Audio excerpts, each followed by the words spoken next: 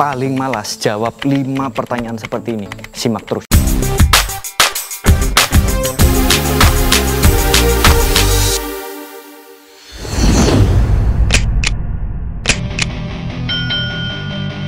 Yang sering kalian lihat di medsos itu bentuk badan saya dengan lensa 35 mm.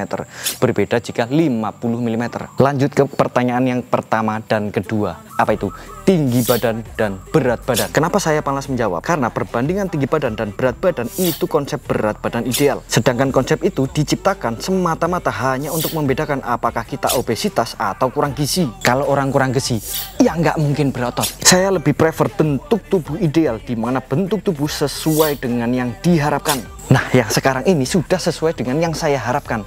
Dan ini tidak ada hubungannya dengan perbandingan tinggi badan dan berat badan. Kenapa begitu? Karena jika kalian perhatikan, berat badan saya tidak jauh berbeda dengan yang dulu, tetapi bentuk badan jelas berbeda. Maka dari itu saya paling malas jawabnya. Dan tidak sedikit yang menyarankan saya untuk bulking. Saya ini keturunan diabetes, otomatis saya harus membuat insulin tetap rendah. Karena bagi saya insulin itu berbahaya. Saya sih simpel, saya hanya menganggap yang tanya seperti itu berarti pengetahuannya minim, alias tidak bisa membedakan antara sehat dan bugar. Yang ketiga, pakai suplemen apa? Saya tidak konsumsi suplemen apapun. Saya tidak konsumsi susu apapun. Semua asupan yang saya dapatkan murni dari real food. Kenapa begitu? Karena asupan nutrisi dari makanan sehari-hari ini salah satu usaha saya supaya tetap natural, pure natural. Walaupun saya pelaku intermittent fasting dan itu akan membuat perkembangan otot saya terhambat, bagi saya itu tidak masalah karena saya lebih mementingkan kesehatan daripada kebugaran.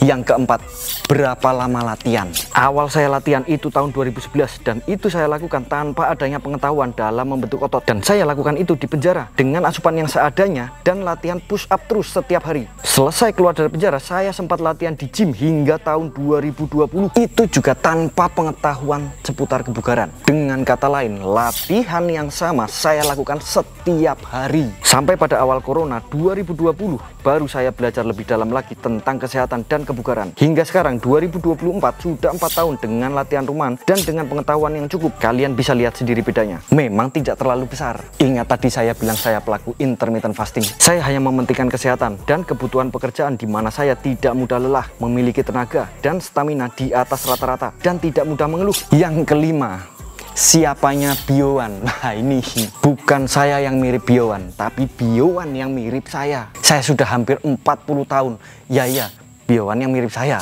Ada lagi yang bilang saya mirip Bruce Lee. Nah, ini masih mending, tapi ada yang lebih mirip lagi, dan itu wanita. Tahu nggak siapa? Jika kalian kenal Siska Antolis, justru itu yang bahkan saya sendiri bilang lebih mirip saya. Saya sendiri heran kok bisa semirip itu, padahal saudara juga bukan. Yang lebih parah lagi, ada saja yang mengatakan saya Cina, Cindo, Cina Indo.